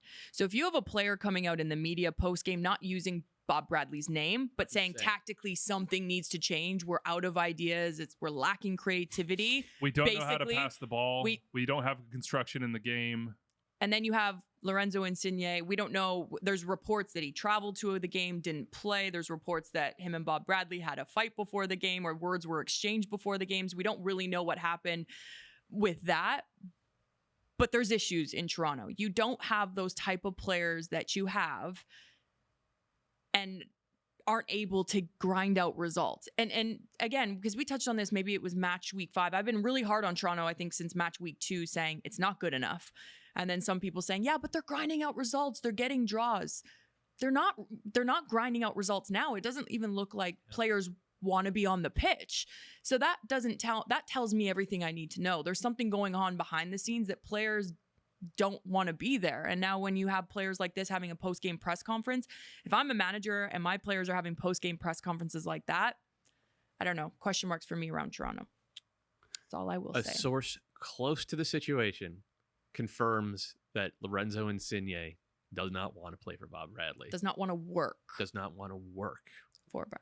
And Work even, with Bob Bradley. And this is after, I think it's important to get the Bernardeschi quote right. Yeah. So sorry. let's do I'm it. so Well, let's sorry. reread was that. one of- Yeah. So I'll take a shot at it, Andrew. Yeah. There's a lot of copy and paste that went in there. Sincerely, this team, this city, the fans, everybody don't deserve this. And I think maybe we need to change something. We need to have a little bit more tactics. We need an idea of how we play, because this is the real problem for me. It's impossible to play like this when we play without an idea. This is the big problem for me. We don't have a construction in the game. When the player has the ball, we don't know how to pass the ball. I think every player created by himself, because when a player has the ball, we don't have an idea to the movement of another player. If you create it by yourself, good. But if maybe there are 3-4 players around you, it's impossible. See, and that's not him, not speaking English or lost in translation. That is the That was writing pretty on clear. the wall. It's Crystal very clear. crystal clear. it's very also one of the biggest issue is you're talking about Bob Bradley. We're not talking about a first-time coach. Oh, well, we don't really know what's he going to do when he's challenged. Gerhard Struber, he comes in. This is his one idea. What's he going to do with the roster? Like, we're talking about arguably the best tactical mind in MLS history and American soccer history. A guy who has, over the course of the last 40 years, figured out his tactical identity, the way the game should be played, how it should be played. We'll tell you about it. And has succeeded with many, many different groups of players of different persuasions, experience, So et cetera. If that part's gone, then what is left? Yeah. Right? That's the part where it's like, even if there's injuries, even if the culture is not great, you can sort of at some point lean back on, well, you have Bob Bradley. This is what Bob's elite at. And like, this is what he'll get done. If Bernardeschi's saying that doesn't exist at this point, Bernardeschi's been there for a year, right? Because they came last summer. So it wasn't ideal. But now you're talking about pretty much 12 They had a months. preseason, man. Yeah. If that is gone, then I don't know what this team exists Well, on. there's that. There's coming out and saying that. But Bernardeschi's he's playing. He's on the field. Like if Lorenzo Insigne is saying, I don't want to play MLS, like this, like MLS, and the ownership around Toronto after seeing that, like I know how they work up there. They're not scared of change, but you cannot have your players in, like, as a manager, maybe I don't know, how, I've never played for him, right? So tactically, I don't know what he's like inside the locker room, but when you have players like that on your team, because if you look at the Toronto roster, Matt Hedges, MLS experience, you have Richie Larea, Bernardeschi, Lorenzo Insigne, maybe they were lacking that number 9, but CJ Sapong, MLS, Osorio. Mark Anthony K, Osorio, all these guys with John. international experience. There's only so much tactics you can teach these guys because they've played on the world stage. You just have to manage these players, put them in the right positions to be successful, and to have that relationship with these players where they feel trusted, they feel supported, and they want to work and fight for you. So sometimes you don't have to be the best tactical manager in the world when you have a roster of this much magnitude in Major League Soccer. You just have to be able to manage them. So again, I don't know what's going on behind the scenes. It was just a message that was relayed to me when I asked what's happening. But part of this is also, you mentioned the players that have all the experience. There's also the roster build aspect of this, in that they don't have any depth. So when you have injuries or issues, all of a sudden you have all these guys coming in from the academy. Like Kobe Franklin in this game, and the left wing back I've never heard. I don't know who he is. He's an academy kid. But that's also what Bernardeschi was talking about. He's like, we have these young players with us, and we should be able to help lead them, but we don't have a structure. Yeah, and they have a great academy as well in Toronto. Yeah. Like, do you know what I mean? They have the basis of which it's new. I'll say that, but well, it's not that. They've done really poorly with the academy. Okay. They've wasted it. Schaffelberg earning a PK, like they've wasted that academy. They've had, but I don't they've disagree. had talent The coming talent through, is and then there, they've yeah. gotten rid of them. Yeah. Like we touched on this because you kind of gave me the background. Laundry list of guys. A laundry list. Yeah. Because I had asked you that question because again, I'm not great with the youth developments of it, and you had told me as well, like, they've had guys come in that have the potential to be great, and then they've either sold them or wasted them or not given them the opportunity, not given them the confidence. And you look at Major League Soccer, some of the most successful teams in Major League Soccer have a great youth academy that have developed players that they've sold overseas, or that when they step into the first team, it's seamless. Can I just go ahead? Sorry, I just want to state in this, and I think everyone deserves what they get and whatever. Lorenzo Insigne is like the third highest paid player in this league. I don't want to work with you sometimes, but I show up. I think that's BS. Yeah, I agree. No, I agree with So that. if you show 100% up and agree you with don't want that. to play, and you are the third highest paid player in this league, I the highest paid agree player with on the that. team, you have done nothing. Because Bernadeschi, not only has he played, he's performed. Insigne has not. He didn't even take a PK in the Canadian Championship last year. Like, he has done nothing for this team. That is a little bit BS. And the top, because the Athletic put this together well, coming out of the salary stuff, top 2 spending teams in MLS are Toronto and LA Galaxy. That's wild. I do agree with that. If I'm a player for that team, like he's world class. Like when he is on, like he was world class in Europe. But as a player, if you're thinking, again, this is just what someone had said, but like if you're not showing up for your team, it's hard to show up for that person. But if I will just play on the other side of it, if it's that big of a cluster beep behind the scenes, maybe they're looking at someone like him that's getting paid all this money, that some of these players are like, thank you for doing that because we've gotten change. Now there hasn't been change yet. I'm just playing devil's advocate if he for leads, it. If he's a leading voice, because he can. Because we don't know what's going on inside the locker room, right? We don't know those discussions. But as a team, it just depends if the team is on board with what he is doing, or if they're like, okay, he's just gone haywire at this point, right? There's multiple people whose like expectations are not being met. Lorenzo Insigne is certainly one of those people. Yeah. Bob Bradley, right now, his expectation was like, you get the best out of Bernadeschi and Lorenzo Insigne, and you'll be fine. And develop some kids. Yeah. Because Bob, throughout his entire MLS career, including in LAFC, including with the Metro Stars, including with Chivas, including with Chicago, he is the best developer of young talent this league has ever had. Going back to DeMarcus Beasley, Carlos Bocanegra, Chris Armas, he was a backup before he came to Chicago. Mike McGee and Eddie Gavin and Rico Clark and Michael Bradley in we were singing Latif Blessing's praises earlier. Mark Anthony K. Sasha Kleshtin in this Toronto team. He has done it. He has not done it at all with this Toronto team. It's weird. Yeah, it that is is very, weird. very strange. This may be completely out of left field here, but I just was thinking about what you're saying about Insigne and expectations, and Anders reminded me of something that a conversation maybe not so long ago. Goals, assists combined, and let's just say full season extrapolated, because he gets here in the summer. I don't think we mentioned that explicitly, but like, what is a good single season in Toronto under Bob with these numbers for Insigne? I think if you're extrapolating to full season, I think it's fair to say 30 goals between goals and assists combined. So 15 and 15, however that breaks down. This was much funnier before you came and laid the wood on Insigne. Yeah. You're welcome. When you're always right, it's fine. It was way funnier pre all this conversation. Yeah, but this was the risk, right?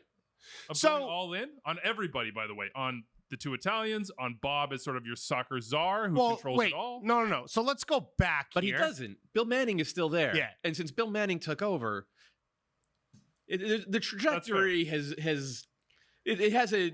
There's the titles that, like, you have the sporting and let's talk about Insigne's had injuries, and I think what we're hearing right now is frustrating with Insigne. But what you're talking about is the strength of your roster, and that, well, as fantastic as Giovinco was, that was why they won MLS Cups, because of Drew Moore and Steven Beitashour and Justin Morrow and Mark Delgado. They had the best roster in the league, top to bottom.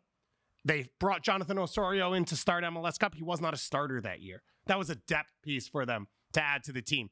That roster has completely been gutted over the last 5 years. They have made the wrong decisions consistently on the squad depth. And as you said, it went from Tim Bezbachenko and his group making those decisions to largely Bill Manning and whoever he has under him making those decisions. I don't think it's anyone. That's the thing. Like the front office has been gutted. And on the Insigne Bernadeschi thing, like, Giovinco worked, let's do it again. You can't progress in any way. You can't look at the league and say we nailed it 8 years ago, 10 years ago. Giovinco was 2014 he came in? 2015. He was also 27 years old. Yeah. and not exactly an Iron Man, but he was reliable. And his first But so season, was Insigne when he first came over, though. Insigne was 30 years old, and he had missed a lot of time Due to the injury, previous yeah. couple of years due to injury. Since he's arrived, he's played about 55-60% of available minutes. That's not enough for a DP. Yeah. Javinko's first year, he started 33 of 34 games. He played 2,800 minutes. I mean, you remember him coming off a plane and scoring. Yeah, golazos forcing off. himself. And playing like for Italy. I'll just say, Toronto loved him. Yeah. Like literally, it was like Giovinco ruled Toronto over the Toronto Raptors, over the Toronto Blue Jays. Like it was Giovinco's town. Yeah. And Insigne has not lived up to his part of the bargain. And, Bob Bradley obviously deserves some blame for that. Bill Manning deserves some blame for that. The player deserves some blame too. Like if you're that good, then go out and be that good every now and again. But it does not sound like it's going to happen, and it doesn't look like it's going to happen. I was Which trying sucks, to talk though, 'cause- myself yeah, into it like sucks. a month and a half ago. I was saying like, okay, they're not playing good ball, but they stopped turning it over in stupid spots. So like that foundation of just being solid veterans with the ball, they'll start adding pieces to it. Mhm. They have not.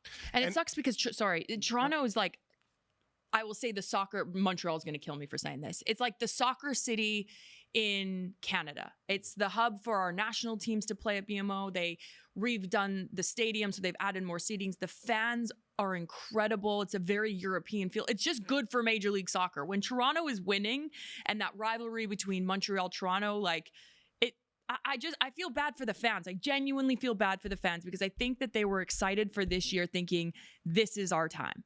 We have the team, we have the roster, we have the manager, and it's like, imagine that as a fan. Like you're spending all this money as season ticket holders to go to these games and be disappointed week after week. And I go back still to last Wednesday. Oh, they were going to show. I'm just trying to show the clip a second time to just slam. We it. had another clip where we had another clip where we did the rankings of the wingers in the league, and you said Lorenzo Insigne is going to be the best player in Major League Soccer. Oh, So you set the expectations for him quite high. as they you should be. should've, yeah. As they should be. It by the turns way. out David's been like consulting on the roster build all along. He's on the staff in Toronto. I went to Toronto. I said, "Have you guys ever heard of Italy?" Because boy, do I have a bridge to sell you. Last week they played the Red Bulls at home. They didn't give up goals. Insigne had a big chance. Bernadeschi had a big chance. Like literally, what more do you want? They could have won them a game they didn't deserve to win and gotten this team 3 points. And then 4 days later, Insigne doesn't play. Like that's what you're talking about, though, where it's like there's some on them that they could carry, and then there's a lot on the organization. But I would say coming out of 2017, I'm sure you could pull up clips of us saying this is the best run organization in MLS Yeah, and all of for the sure things we're they've saying done that at the time. and why we felt they could challenge for CCL and all of the things they had done right. And I would venture to say we would say very little of that right So the rule that we have now, 5 games in MLS, it'll all change. Yeah. 5 years, it'll all change as well. And that's where Yeah. The lucky number's 5. Let us know Here's what what you I'm think. learning. Red supporters, we'd love to hear. I like how Insigne makes $7.5 million a year, and I'm the one who's supposed to eat crow over that. Yeah, Anders, bring it. I dare you to do it again. You know what? He had some good stuff lined up, and then it just, we took a swing and. Just give You're me ready the for year, it. Anders. Don't have anything saved from what Okay. I said from week 1 or week 2, Yeah, okay? don't- Let me it's get a- this is through a slippery slope. 2023. Digging back please. on that's DCR fair. takes is I a think that's- very slippery Yeah, look at this slope. table right We here. should not encourage Look at this. these We yahoos. should not. U.S. Open Cup and Canadian Championship midweek. Then we'll get out of here. Round of 16 for the Open Cup. We have LAFC LA, El Trafico on Tuesday night. Colorado RSL, another rematch from this week in Rivalry Week on Wednesday night. Canadian Championship. Montreal Forge, and then Pacific FC and Vancouver. I just threw out, who do you want to win and why? Give it to me quick. So who do you want to win? I saw that, and I didn't think you were talking about Open Cup. I thought you were talking No, about this is Canadian even better. I Championship. like that. Yeah, okay. I want Vancouver to win. I like the way they play. Yeah, me too. I've had a lot of fun watching them this year, and I've had disagreements with some of Vanni Sartini's decision making, Mhm. but he's always entertaining on the sideline, especially after his team scores a goal. Yeah. So yeah, go Caps. They've been a lot of fun. Dave, who do you want to win? I went with Red Bulls because of Troy Lesane after his first week beating all their rivals and all the things. If he ends up with breaking the trophy curse for the first time, Breaking the cup- knockout trophy, the cup curse. the cup curse, whatever term you want to use, whatever silverware, a part of the dining room set, it's going to be. That would be epic for them. And I looked at the rest of the list and didn't really care about any of the. Cool. You Galen, went, nope, no, Yeah. when you're going through the list. Who do you care about? LAFC. I'd love to see them do the treble. I'm calling it the treble. The Open Cup, the CONCACAF Champions League, and Supporter Shield, whatever. Why not go for more? I'd go for Leagues Cup. Go for it. Yeah, Go what's the Leagues 5? Cup. Go 5. I want to see them win go as 6 much as with they the can. Shield. Okay, well, I just start with 3, Oh, then yeah. they can work their way up. I love what they're doing. I love how they play. I love the depth of them. So, yeah. And then the Canadian Championship, I want to go Vancouver. The problem is if The Caitlin Caps. says 5, then they win 4, then Anders is playing a clip. Yeah, and then Being I'm like, look at Caitlin, ha ha. No, he said he wouldn't do it to me this year. So. Yeah, he definitely for Yeah, you sure can would believe that. never ever say that and then do it anyway. I'm going Nashville SC. Want to see Hani get it. Think it would be cool to have them in the Champions League next year, and especially if, as part of this package deal, Nashville, I'm offering you for my support. You go sign a number 9 that would elevate you, so that when you're in the Champions League, you're a really, really Someone who has credible experience threat. scoring goals Adam against maybe Buxton. Liga MX teams. Adam Buxa, who's the Pumas forward? That's Ronaldo Cisneros. Goal Chivas. scorer in Ligia. Chivas. Beat Club America by boy. himself. Dineno, MLS like a legend. Dineno would be cool. Juan Dineno. Yeah, that would be cool. But just, if they had that in that competition, their It- ability defensively, they can hit teams on the counter. If you're playing in Mexico with Hani, you have the top end talent. Books is the one. You think Books? If Books is coming back, and Taylor Twellman has said a couple times he thinks he's coming back this summer. If you're Nashville, like, he fits their game model so perfectly. He's proven in MLS. He's the right age. Like that's a no-brainer. whoever it is, somebody that elevates them. But I'd love to see him win. I Someone think it'd can be get fun. them close to competing with LAFC, who will, after they win CCL this year, be the greatest team in MLS history because, If- unlike Seattle, they're not going to trip over themselves in league play. So, yeah. This is what you asked for, Anders. Yeah. When you served up those Remember when clips. Gareth Bale scored the equalizer in extra time? Nailed that one. Matthew Cantu, aka Matt in the Cream City. You guys made me laugh in the last episode. My vote for the bet, which I don't know about between you and Sasha, Dave, on Jordan Morris's Senior Goss has to do his water boy routine on MLS 360 or something like that. He says he stopped watching Fast after the first one. Maybe I'll have to check out 5. Well, you got to go 2 just to like get the vibes of Tyrese, and then you go into I've never 5. seen a single one of those things. What is it?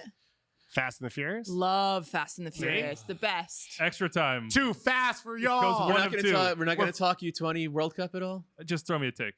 We don't need to talk U20 World Cup. That's the take. Like, we have so It's much not the talent. Olympics, but we'll. Yeah, like We'll talk about I used to live and die for this tournament, but now we have guys like Ricardo Pepe, Kevin Paredes, Gutierrez and Brady, guys who are starting with their club teams who weren't really. We actually have more first team minutes that weren't released for this tournament that are eligible than first team minutes that were played by the roster at any previous tournament for a U.S. team. That's like, crazy. The explosion of Amazing. youth talent and guys in high level situations, we've been waiting a long time for it. It's here. It's Yeah. pretty great. Extra time, furious but never fast.